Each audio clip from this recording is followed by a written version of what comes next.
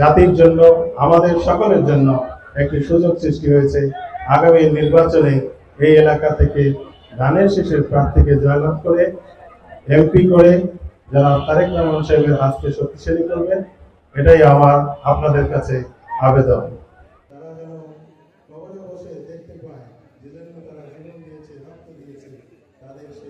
ভবিষ্যৎ প্রজন্মের নিতে হবে।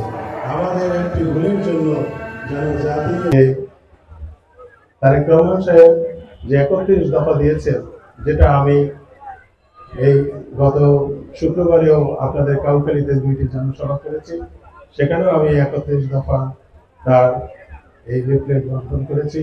আজকে আপনাদের জন্য নিয়ে এসেছি এবং আমি যেখানেই যাচ্ছি ভান্ডারিয়া, কাউখালী, নেসারাবাদ সব জায়গাতেই আমি এই 31 দফাটা মানুষের হাতে হাতে পৌঁছে দিচ্ছি।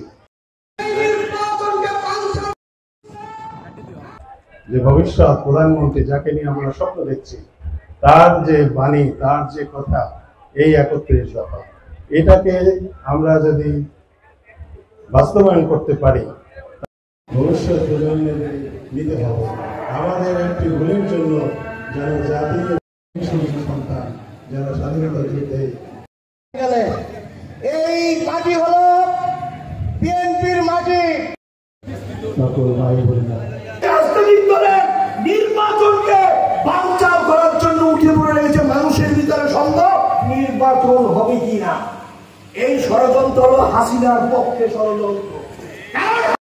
উপজেলার ঐতিহ্যবাহী কেউন্দা গ্রামের এই আদর্শ গ্রামের আজকের ব্যবসায়ী সমাজসেবক জনাব মাহমুদ হোসেনের মত বিনিময় সভার সম্মানিত সভা গ্রাম, এই কেউদের একটি শিক্ষিত গ্রাম, এই কেউদের মানুষ সামাজিক, সাহসিক সব থেকে কাউকে উপজেলার সর্বক্ষেত্রে এই গ্রাম আজকে অনুষ্ঠানটিতে আয়োজন করেছেন।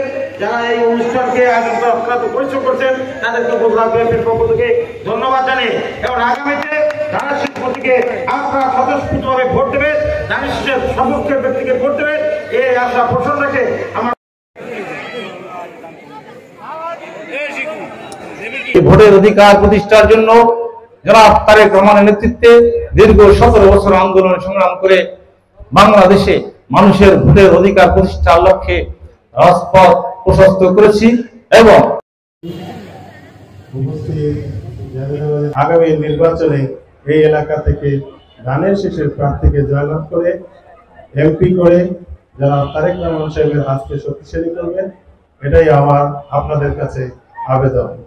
এবং আরেকটি কথা না বললে হয় যে তারেক রহমান সাহেব যে 31 দফা দিয়েছেন, যেটা আমি এই গত শুক্রবারেও আপনাদের কাউখালীতে 2টি জনসভা করেছি, সেখানেও আমি 31 দফা তার এই লিফলেট বন্টন করেছি। আজকে আপনাদের জন্য নিয়ে এসেছি এবং আমি যেখানেই যাচ্ছি ভান্ডারিয়া, কাউখালী, নেসারাবাদ সব জায়গাতেই আমি এই 31 দফাটা মানুষের হাতে হাতে পৌঁছে দিচ্ছি। কারণ মানুষকে জানতে হবে কেন বিএনপিকে ভোট দেবে। আমরা তো আর বেহেশতের টিকিট নিয়ে আসতে পারবো না। আমাদের এই পৃথিবীর যে জীবন, সেই জীবনটা যেটা ভালো হয়, যাতে ভালো হয়, সেরকম একজন নেতা আমাদের নির্বাচন করতে হবে। এবং বিএনপির যে আমাদের যে ভবিষ্যৎ প্রধানমন্ত্রী যাকে নিয়ে আমরা স্বপ্ন দেখছি, তার যে বাণী, তার যে কথা, এই 31 দফা, এটা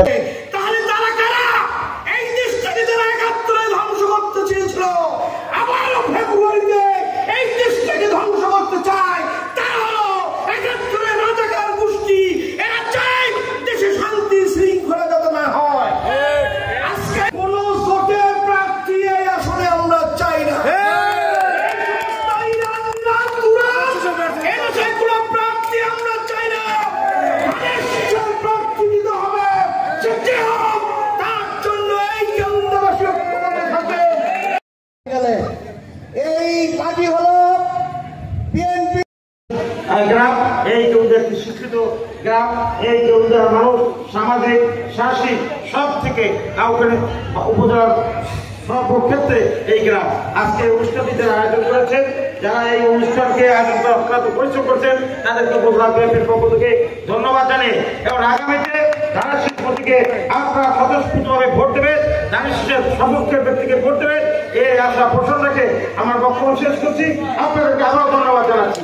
এ পর্যায়ে ব্যবসায়ী সমাজসেবক জনাব মাহমুদ হোসেনের মত বিনিময় সভার সম্মানিত প্রথমে ভোটের অধিকার খর্ব হয়েছে।